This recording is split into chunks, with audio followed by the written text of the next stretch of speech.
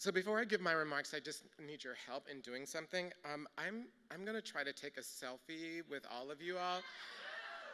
And I have to do it for a very simple reason, in that it's Pride season. And you get asked to do lots of things, and when you tell people that you can't do things, they don't believe you. So by taking a selfie with you all, I'll be like, no, actually I couldn't go because I really did have something to do tonight. I was slightly busy, I just wasn't on Grindr. So, hold on. You might have to take the...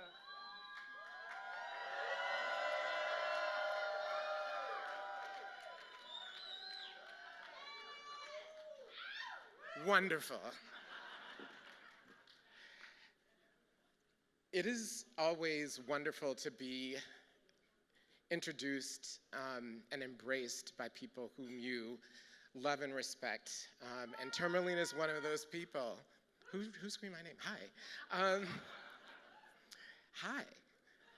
Hi. So tonight I decided to shine and sparkle.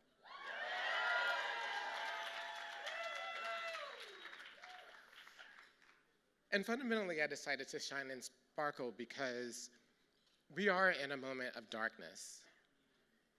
And anyone who knows me knows that I don't sugarcoat things. I'm pretty straightforward about things. And when I reflected about the name of this award, it's the Vision Award. And of course, vision is about the ability to see. What do you see?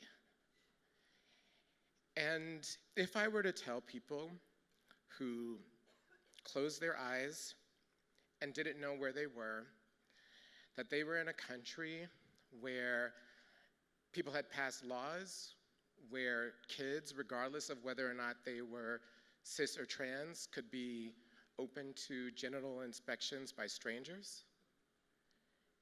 If I told them that the decisions of doctors and therapists and parents and loved ones could be overridden by state legislators. If I told them that there were governors and state legislators who had taken away the ability of parents to love their children by saying that if the state didn't want them to stop affirming that they were trans, that those kids could be taken away from them.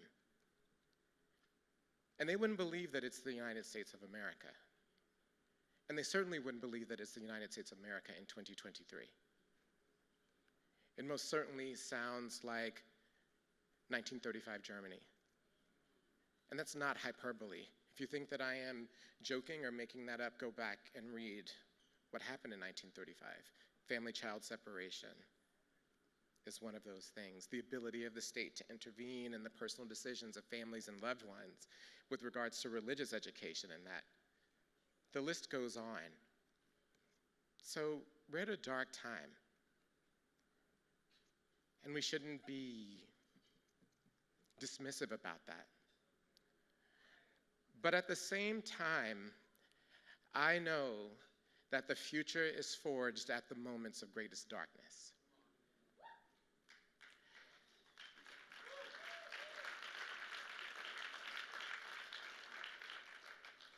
It is for the people who hope and believe and struggle and fight, regardless of the inability to see in that moment. And that's why organizations like the Stonewall Community Foundation are so important, because it is the people closest to the ground who can see the light in the moments of darkness, who can begin to put those lights together into a framework that can shine brightly like a torch or a flashlight to lead us to that better and brighter future. You know, one of the things that my mom used to say, quoting from the Bible as she would, is that without vision, the people perish. And that's why I know we're not going to perish, because we have vision.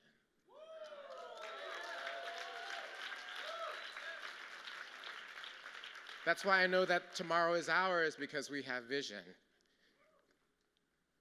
And a part of that vision in terms of what I see and believe and know is that in the future, we will create a world where everyone can thrive.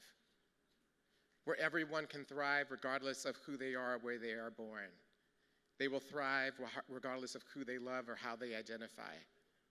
They will thrive regardless of what side of a random line that we call a border that they're born on. We will thrive regardless of what people say is an ability or a disability according to whatever the medical science happens to be during that period of time.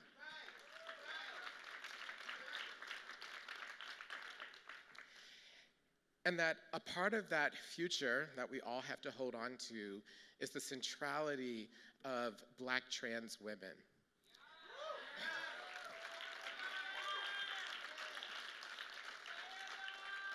And I want to tell you why, because one of the things that happens when you live in a white supremacist society is that people believe that anytime you're uplifting one group of people, that means automatically that you're dismissing and undermining and stomping on another group of people.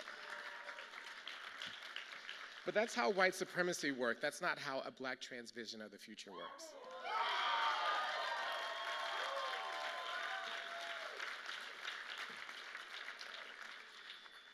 Because a Black trans vision of the future is one in which we have fundamentally reimagined our world, where Black trans women, who are the most marginalized of the marginalized, not only survive, not only thrive, but are leading, visioning, and shaping and creating.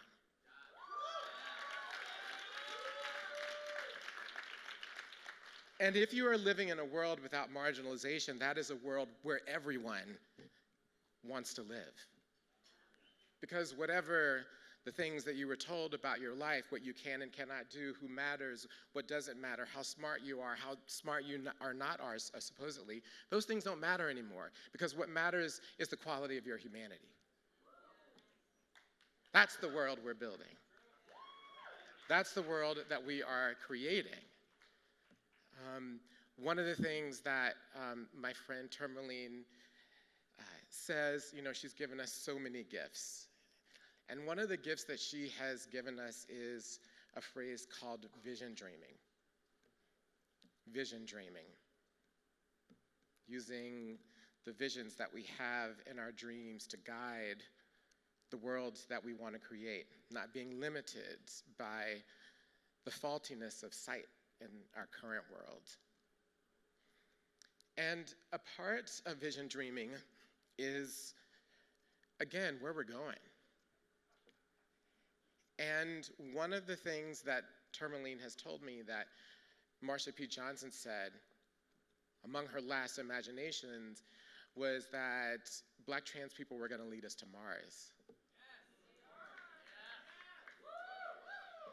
And one of the things that sparked in me is that vision in Octavia Butler's work,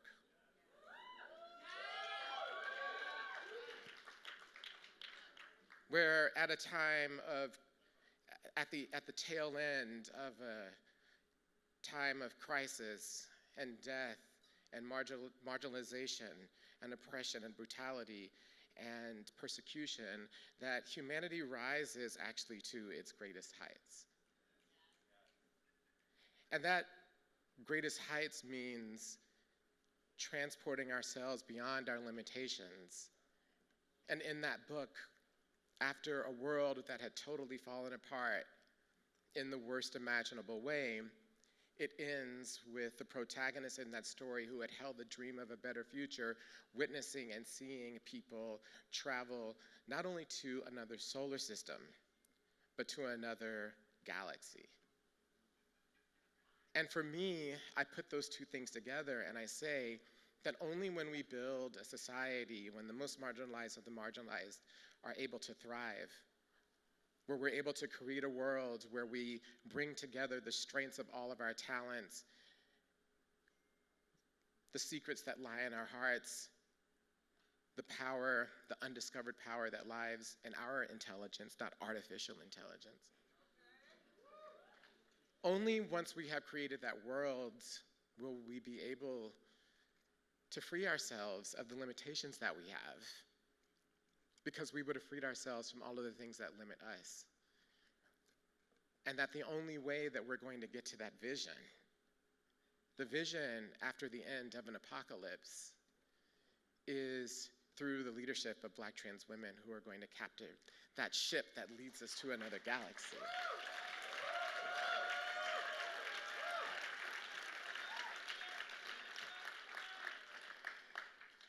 And so that is what I hope that ultimately my shine and sparkle leave you with at the end of a dark time. It is the power and the possibility of what is in front of us. It is facing the future without fear and without cowering. It is realizing that we're not going to go anywhere because we have vision. And the vision of the world includes us. And so all I have to say is that the people who are trying to erase us, they're in for a rough time. Thank you all so much. And thank you to the Stonewall Community Foundation.